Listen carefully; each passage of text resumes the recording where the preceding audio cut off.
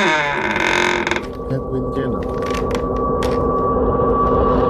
Assalamualaikum warahmatullahi wabarakatuh. الله لا إله إلا هو الحي القيوم. Spirit, be here with me. Hello, my dear listener. Welcome back to Most of the Point for my YouTube channel. So let's begin without wasting any more time. Let's start my today horror stories videos. তো বন্ধুরা, আশা করছি আপনারা সকলেই ভালো আছেন, সুস্থ আছেন। তো আবার রহস্যময় পৃথিবীর কৌতূহলে আপনাদেরকে স্বাগত।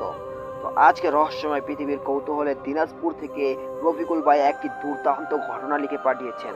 তো বেশি দেরি না করে তার ঘটনায় চলে যাব। এবং রফিকুল ভাই যে ঘটনাটি লিখে পাঠিয়েছেন, যেরকমভাবে লিখে পাঠিয়েছেন, এখন আমি আপনাদের মাঝে ওই রকমভাবেই উপস্থাপনা করছি। তো চলুন ঘটনায় ফেরা যাক। ঘটনাটি আমাদের গ্রামের। আমি রফিকুল ইসলাম, আমার বাড়ি দিনাজপুরে। সঙ্গত কারণে আমি গ্রামের নাম বলবো না। আমার গ্রামে একটি পালং গাছ আছে, যা দেখতে পুরোই বট গাছের মতো, কিন্তু এই গাছে জড় থাকে না। সে পালং গাছের নিচে একটা বৃদ্ধ লোককে স্বর্ণের হুক্কা খেতে দেখা যেত। গ্রামের অনেক মানুষই দেখেছে তাকে, কিন্তু সবাই জানে জায়গাটা ভুতুড়ে। ওখানে রাতের বেলা তো দূরের কথা, দিনের বেলা সেখানে মানুষ যেতে ভয় পায়। ওই পালং গাছের সাথে একটা লোকের জমি ছিল। বিকেলে বা সন্ধ্যার দিকে ওই জায়গায় সে প্রায় যেত। তো একদিন তিনটা জিন তাকে তিনটা টাকার হাড়ি দেখায়, বলে তুমি যদি আমাদের দলে চলে আসো তাহলে তোমাকে এই টাকাগুলো দেব। তো যথারীতি সেই ব্যক্তি টাকার লোভে হোক বা আর এমনি হোক রাজি হয়ে যায়। তো রাজি হওয়ার পর তাকে আর জিনগুলো টাকা দেয় না, বিভিন্নভাবে আজ না কাল বলে ঘুরাতে থাকে। প্রায় 1 মাস লোকটাকে ঘুরায় তারা। তো লোকটা অবশেষে বিরক্ত হয়ে গ্রামের একজনের কাছে শেয়ার করে যে কিভাবে আমি এই টাকাগুলো আনবো। এই ঘটনাটা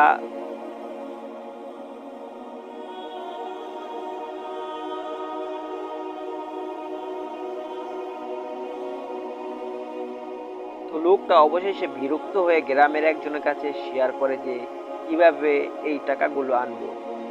এবং একটা জিনিস বলে রাখি, লোকটা যখন জোর করে টাকার হাড়ি আনতে যেত, তখন হাড়িগুলো মাটির নিচে তলিয়ে যেত। সে কোনো অবস্থাতেই টাকাগুলো আনতে পারতো না। গ্রামের লোকটা অ্যাডভাইস দিল যে তুমি একটা কাজ করো, তুমি 3টা গরুর হাড় সাথে নিয়ে যাবে। যদি তোমাকে টাকা দিতে না চায় তাহলে তুমি হাড় 3টি হাড়ের উপর গরুর হাড়গুলো রেখে দিবে। তো সেদিন সে টাকার হাড়ি আনতে গেল। 2টি জিন রাজি হচ্ছিল, কিন্তু একটা জিন কিছুতেই রাজি হচ্ছিল না। সে লোকটা কাপড় থেকে হাড় 3টি বের করে যথারীতি হাড়িগুলোর উপর রেখে দিল। এভাবেই আগের মতো হাড়িগুলোর নিচে তলিয়ে গেল না, শুধু কাঁদতে থাকলো এবং জিন 3টা গায়েব হয়ে গেল।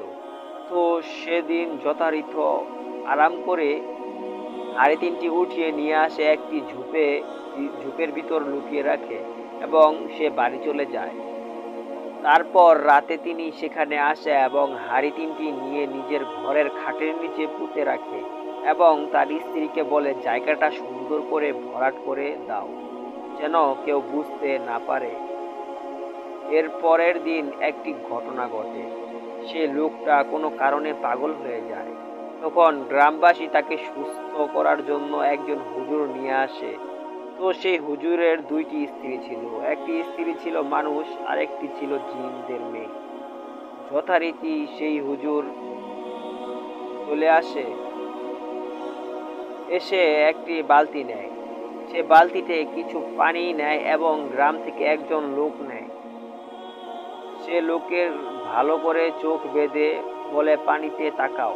লোকটি চোখ বাঁধা অবস্থায় পানিতে তাকায় আর তিনি সব দেখতে পায় এবং সব বলে দেয় যে কি ঘটেছিল। তারপরে সেই হুজুর বলে, আপনারা কি কেউ টাকা এনেছেন জিনেদের কাছে থেকে? যখন তখন তার স্ত্রী বলে যে আমরা টাকা আনিনি, অর্থাৎ সে অস্বীকার করে। তখন গ্রামবাসী মনে করে হয়তো হুজুরটা মিথ্যা বলছে। তো যাই হোক, তখন সেই হুজুর বলে আপনারা যদি আমাকে বিশ্বাস না করেন তাহলে আপনারা 10 জন আসেন। আপনারা যদি এই বালতিটা উঁচু করতে পারেন তাহলে বুঝবেন আমি মিথ্যা বলেছি। তো যথারীতি 10 জন আসে। বালতির ভিতরে একটা বাঁশ ঢুকিয়ে 10 জন উঠানোর চেষ্টা করে, কিন্তু উঠাতে পারে না। তখন হুজুর বলে আমি সেই জিনগুলো ধরতে চেষ্টা করতেছি, হয়তো আমি জিনদের ধরতে পারবো না। তখন দেখা গেল ঘরের ভিতরে অনেক কিছু ছিল, যেমন ধান, আরো কিছু জিনিসপত্র উড়ে উড়ে বাহিরে পড়তেছে একটি নির্দিষ্ট জায়গার ভিতরে। অবশেষে ঘরটা শান্ত হয়ে গেল। তখন হুজুর বলল আমি ঘরটা শান্ত করে দিয়েছি, কিন্তু টাকা ফেরত দেওয়া না পর্যন্ত ওরা ছাড়বে না। যদি টাকা নিয়ে থাকেন ফেরত দেন। এরপর হুজুরকে বিদায় দেওয়া হলো। হুজুরকে বিদায় দেওয়ার পর ওই লোকটা সম্পূর্ণরূপে পাগল। লোকটির স্ত্রী কিছু টাকা নিয়ে গ্রামে জমি কিনতে থাকে। তখন গ্রামে মানুষ তাকে বলে তোমরা হতদরিদ্র, তোমরা জমি কেনার টাকা পাও কোথায়? তখন লোকটির স্ত্রী বলে আমার ভাইয়ের কাছ থেকে, আরো আত্মীয় স্বজনের কাছ থেকে ধার নিয়ে জমি কিনলাম। তারা রাতারাতি অনেক বড়লোক হয়ে যায়। সেই পাগল থাকা লোকটি বাড়ির বাহিরে দড়ি দিয়ে বাঁধা ছিল। উত্তরে অঞ্চলে যারা ছিলেন তারা হয়তো জানেন সেইখানে বৃষ্টির সময় এক ধরনের সাপ বের হয়, গাছ থেকেই হোক বা যেখান থেকেই হোক। সাপগুলো বিষাক্ত, কিন্তু কাউকে সবল দেয় না। সেই লোকটা যখন বাঁধা ছিল তখন একটা সাপ উপর থেকে পড়তেছিল। সে লোকটা তখন বাঁধন ছিঁড়ে দিয়ে দৌড় দিয়ে একটা সাপের মাথা ছিঁড়ে পুরোটা খেয়ে ফেলে। এর 1 সপ্তাহ পর লোকটি মারা যায়। অনেকের ধারণা যে লোকটিকে গাছতলাতে অনেকের ধারণা যে লোকটিকে সেই গাছতলাতে হুক্কা খেতে দেখা যায়। সে আর কেউ নয়, সে ওই পাগল লোকটি। আর হুক্কা যে জিনিসটা আমি আপনাদেরকে বর্ণনা দিয়েছি, হুক্কা ওই ওই যে আগে আমাদের এখন নাট্য সিনেমাতে দেখা যায়, হুক্কা হচ্ছে এক ধরনের তামাক খাওয়া হয়, আর সেটা হচ্ছে বৃদ্ধ লোকের খাদ্য আগের দিনের। তো এটা আমাদের এখনো নাট্য সিনেমায় দেখা যায়। তো এই ঘটনাটি আপনাদের কাছে কেমন লাগলো অবশ্যই কমেন্টে লিখে জানাবেন। তো রফিকুল ভাইয়ের মতো যদি আপনারাও এরকম ঘটনা উপহার দিতে চান তাহলে আমার ইমেল অ্যাড্রেসটি লিখে পাঠিয়ে দিন। আর আমার ইমেল অ্যাড্রেসটি হলো bhaimashraf10@gmail.com। তো দেখা হচ্ছে পরবর্তী একটি ভৌতিক ভয়ঙ্কর ভিডিও নিয়ে। ততক্ষণ ভালো থাকুন, সুস্থ থাকুন, নিজের খেয়াল রাখুন। আল্লাহ হাফেজ।